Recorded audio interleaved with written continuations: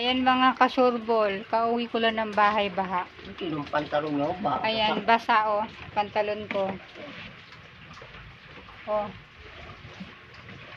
Basa. Konti lang yung ulan eh. Baha na. Hindi ko na na-videohan mga kasurbol kasi gabi na. Ayan si mother. Yan, natataranta na si mother kasi maka daw bumaha mga kasurbol.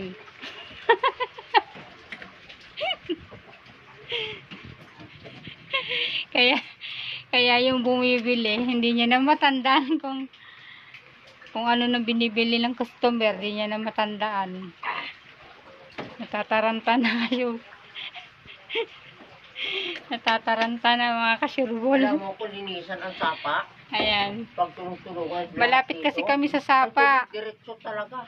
Kaya konting tubig lang dito, konting ulan, bumabaha talaga dito mga kasurbol. Kaya ang hirap dito. Kala ko bundok eh. Alin? Dito silong ni, asawa ni Flo. Saka dyan sa bahay. Ayan o, nabasa ako ng ulan. Uuwi ko lang kasurbol eh. Walang maglilinis, bayaran mo dyan. Ha? Oh, si mother oh, natataranta. Oh.